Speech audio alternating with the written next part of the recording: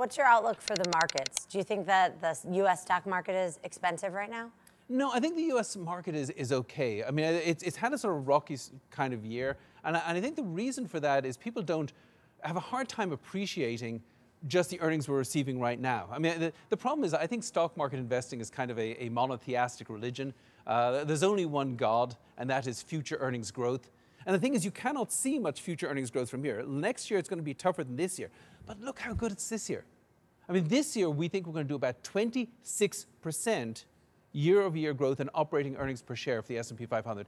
That's extraordinary in the 10th year of a bull market in equities. And it's like you're getting 5 years of earnings growth packed into this year. So I think we should appreciate, I think investors eventually will appreciate just how good these earnings are right now. The ability of companies to earn this cash, to distribute this cash, that should push the market up. And I think the market, barring some worse trade conflict, I think the market will probably move up between now and the end of the year. And that's my next question. What would it take for the market to dive? Is trade the biggest? I think there is a risk there. I mean, if we keep on doubling down on a trade conflict, I mean, remember, people like Xi Jinping, they're not going to capitulate here because they're politicians in a broader sense in China. They cannot be seen to lose face over this. And they think that, there's no midterm elections in China.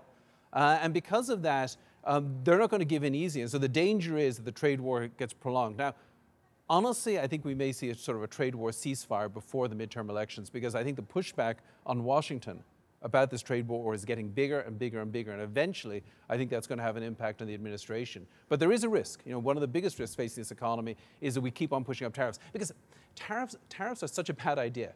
It is an idea twice cursed. It curses the person inflicting the tariffs and it curses the one upon whom the tariffs are inflicted. It's just going to slow down global growth. It slows down economic growth in the United States. So it is a big risk, but hopefully it's one that we sort of back away from before the end of the year. And where else are you seeing opportunities for investors?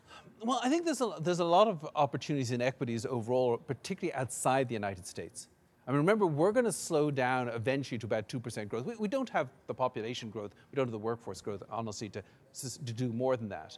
But if you look overseas, Europe's still got a lot of unemployment. That unemployment rate's coming down. They can grow faster. Emerging markets, there's always something going wrong in emerging markets, but overall, they've got much better long-term growth prospects. And then if you look at valuations, the US is fairly valued, but Europe is cheaper than average, and emerging markets are cheaper than average. So I honestly think that if the US can give you about 5% total return per year over the next 5 years, I think Europe and emerging markets can give you about 10%. I think that's where the opportunity is.